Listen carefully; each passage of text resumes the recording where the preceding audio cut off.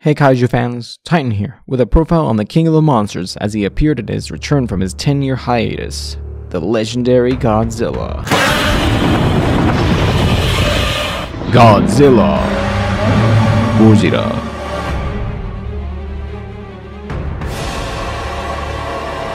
Legendary Pictures has confirmed that their Godzilla stands 355 feet tall. His tail is 550 feet and 4 inches long.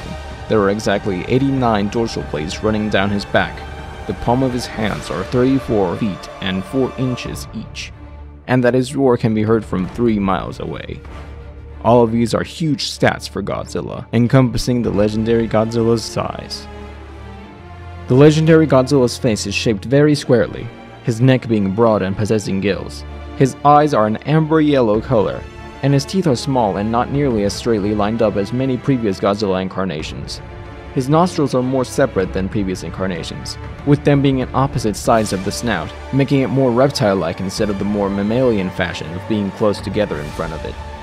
Godzilla's head and neck seem to lean forward more so than any previous design. His dorsal plates are smaller than past Godzillas, but they still retain the core maple leaf shape, although straighter and very sharp. This Godzilla's claws are a black color, and his feet are wider and resemble an elephant's foot more than the other Godzilla's feet do. His skin is a dull grayish-black color, more reptile and crocodile-like, and rougher than the other incarnations. His body and tail are very wide as well, making him look somewhat bulkier than other Godzilla designs. Godzilla Awakening, the prequel comic for Legendary Pictures' Godzilla, explained that Godzilla was an ancient life form from the Permian period, having survived various extinction events by consuming geothermal radiation in a hibernation-like state at the bottom of the sea. In Awakening, it is shown that Godzilla was awakened in 1945 alongside the Shinomura by the atomic bombing of Hiroshima. However, in the actual movie, Godzilla was said to be awakened in 1954. It's important to point out that the continuity of Godzilla Awakening is dubious and doesn't exactly fit with the events of Godzilla 2014. Anyway, Godzilla was theorized by Ishiro Serizawa to have been the alpha predator of his ecosystem, and prevented the other species from overpopulating and overrunning the world, acting as a force of nature that maintained balance. An ancient alpha predator that thrived during the Permian period, Godzilla retreated to the ocean depths as the Earth's surface radiation levels declined, instead feeding on the planet's natural geothermal radiation. Godzilla remained dormant underwater for hundreds of millions of years, appearing occasionally at various points in human history, inspiring the mythologies of several cultures. In 1954, an American nuclear submarine unwittingly awakened Godzilla when it reached the lower depths of the ocean, drawing him to the surface in search of new sources of radiation. Godzilla attacked and fed on American and Soviet nuclear submarines in the South Pacific Ocean. When Godzilla's existence became known, the American military began detonating a series of nuclear bombs in the Marshall Islands to try and kill him, under the guise of nuclear testing. On March 1, 1954, Godzilla was lured ashore at Bikini Atoll, where the American military detonated their first ever dry-fuel hydrogen bomb, codenamed Castle Bravo, in an attempt to kill him. Godzilla vanished following the detonation, and the United States covered up all the evidence of his existence. A scientific organization known as Monarch had been formed to study Godzilla and any gigantic creatures like him, and continued to search for him in the following decades. In 2014, Godzilla detected the mating call of a Muto, a parasitic lifeform that lived during Godzilla's time and laid its eggs in corpses of his species. In order to preserve his own existence, Godzilla came ashore in Honolulu to fight the winged male Muto before it could reunite with its female counterpart and reproduce. Godzilla confronted the Muto at the Honolulu airport, engaging in a brief clash before the Muto flew back out over the ocean. Godzilla dove underwater and continued pursuing his enemy. The United States military believed Godzilla to be just as dire a threat as the Muto, although Monarch scientist Ishiro Serizawa stated that Godzilla was only here to hunt the Muto, and that he should be allowed to do so. When the female Muto emerged in Nevada and began heading to California to reunite with the male, the military formed a plan to lure Godzilla and both Mutos out to a remote island and kill them all with a nuclear warhead several times more powerful than Castle Bravo. Serizawa believed the detonation would fail to kill any of the creatures and warned William Stenz, the Navy admiral in charge of the operation, to call off the attack. Stenz regretfully told Serizawa they had no choice and allowed the warhead to be armed and carried by boat over San Francisco Bay. The male Muto used its electromagnetic pulse to disable the military's vehicles and stole the warhead, using it as a nest on which the female could lay its eggs. Godzilla emerged from the bay shortly afterward, surfacing near the Golden Gate Bridge. Tanks were deployed onto the bridge and opened fire on Godzilla while civilians were attempting to cross it. Godzilla withstood the artillery fire until a blast hit him in the gills, causing him to smash into the bridge and split it in half. Godzilla roared and continued to approach the city, where the Mutos had constructed their nest. When Godzilla entered downtown San Francisco, the male Muto attacked him while its mate laid her eggs. Meanwhile, several soldiers were sent into the heart of the city via a halo jump to recover and disarm the warhead before it could explode. Godzilla finally reached the nest and roared at the female Muto, who charged at Godzilla and attacked him. Soon the male re-entered the battle and both Mutos double-teamed Godzilla. With the nest unguarded, the soldiers recovered the warhead, while Ford Brody opened a gasoline line, causing the entire nest to explode in a fireball. Both Mutos witnessed the explosion and stopped pummeling Godzilla and rushed back to their nest. The female Muto grieved over her dead offspring, but became enraged after seeing Brody near the nest. Before the Muto could kill Brody, Godzilla emerged behind her and blasted her with his atomic breath, buying time for Brody and the other soldiers to carry the warhead to the docks. The male flew behind Godzilla and pulled him out of the way, allowing the female to chase after the soldiers. As the male flew behind Godzilla to try to grab him again, Godzilla swung his tail at it, impaling the Muto on a skyscraper and killing it. Godzilla stopped to catch his breath, only for a skyscraper to collapse onto him and bury him in rubble. As Godzilla lay on the ground being buried in debris, he caught a brief glimpse of Brody, who was running to the docks. Brody ran to the docks, only to witness the female Muto kill all of his companions. Brody grabbed the warhead and placed it on a boat, preparing to send it out at sea where it could detonate safely. Suddenly, the boat's engine deactivated as the female Muto approached, her EMP field disabling all nearby electronics. However, just before the Muto could kill him, Godzilla came up from behind the Muto and bit down on her neck, pulling her away from the boat. Godzilla grabbed the Muto's jaws and pried them open, then fired his atomic breath down her throat in a kiss of death until her head fell off. Godzilla roared victoriously before dropping the Muto's head and collapsing onto the ground, unconscious. The boat reactivated and began heading out of the bay, while Brody was rescued by a helicopter. The next morning, San Francisco was in ruins, while survivors, military, and emergency personnel surrounded Godzilla's unconscious body. Serizawa and his assistant, Vivian Graham, looked sadly at Godzilla, believing him to be dead. Suddenly, Godzilla's eyes opened, and he began to stir. Godzilla stood up and began walking back out to the ocean. Godzilla let out one last, victorious roar before diving back into the sea and disappearing beneath the waves.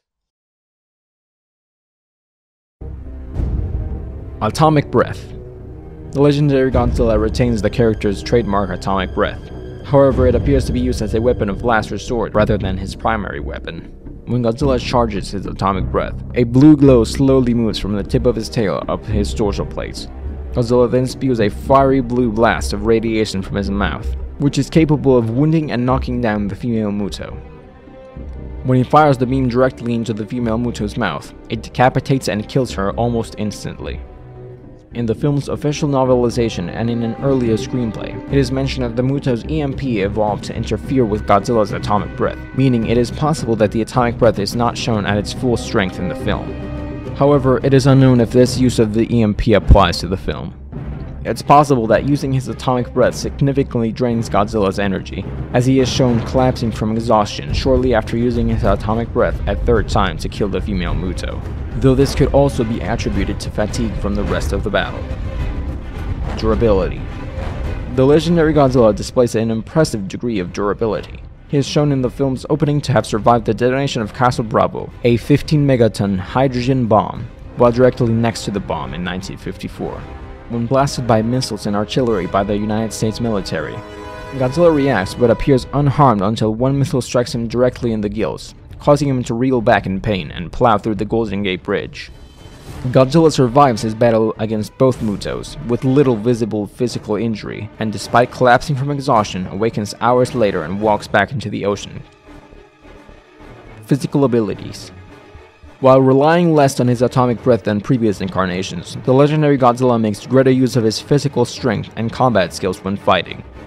Godzilla is able to defeat the male Muto in each encounter due to his size advantage. Godzilla is also able to overpower the larger female Muto when he confronts her, although he does experience difficulty when trying to battle both Mutos at once. When fighting the female Muto, Godzilla first grabs her by the neck and pushes her backwards, then bites down on her neck. He also at one point pushes the female Muto to the ground and steps on her chest to pin her down, which could have allowed him to finish her had the male not intervened. Godzilla finally kills the female Muto by grabbing her from behind when she is distracted and prying her jaws apart so he can fire his atomic breath down her throat. Godzilla's tail is also a formidable weapon, shown when he uses it to smash the male Muto into a skyscraper and kill it when it tries to attack him from behind. Amphibiousness. Godzilla possesses gills and amphibious lungs, which close whenever he comes onto land, allowing him to breathe both underwater and on land. An adept swimmer, Godzilla swims by undulating his tail like a crocodile. Godzilla is capable of swimming extremely quickly and eludes the United States Navy despite his size. Intelligence. The legendary Godzilla demonstrates learning and planning during his battle with the Mutos when he is unable to overpower both Mutos at the same time. He instead gradually learns their weaknesses and attack patterns after repeated clashes with them. After being repeatedly attacked from behind by the male Muto, Godzilla anticipates its attack and allows it to fly behind him before swinging its tail and impaling the male Muto on a building. After his atomic breath proves to be effective against the female Muto, Godzilla sneaks up on her while she is going after Fort Brody. The legendary Godzilla also appears to avoid unnecessary conflict, as he completely ignores the military's attacks and does not at any point retaliate, even after being visibly hurt by a missile striking his gills. After defeating both Mutos, he leaves San Francisco peacefully, without causing any further destruction. Weaknesses. The legendary Godzilla, while a formidable opponent, demonstrates a few weaknesses. The gills on his neck appear to be a weak point, shown when he reels back in pain after being struck directly in the gills by a missile. The Mutos are able to draw blood from Godzilla and cause him to collapse to the ground by striking his gills with their hooked claws.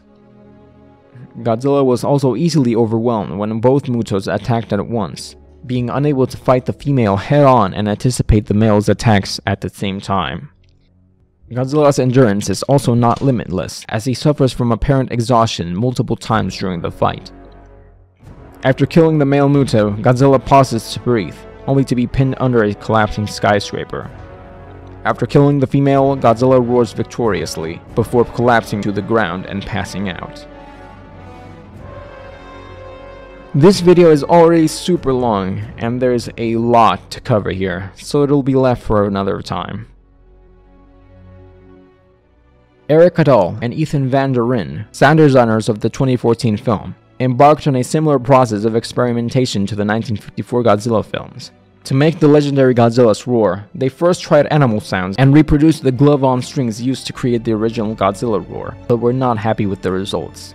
They spent 6 months over a 3-year period trying to create a roar that would fit the new Godzilla, using scientific microphones that record above the range of human hearing and then taking the ultrasonic sounds and pitching them down and slowing them down. That's how the legendary Godzilla's roar was made.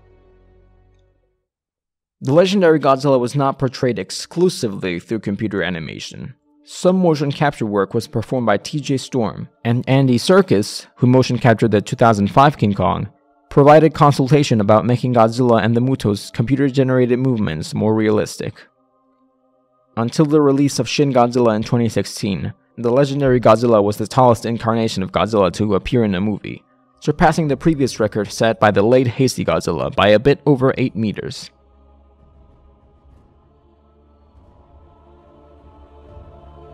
Well, that's all there is to say about Godzilla 2014, for now. Thank you for watching, see you next time.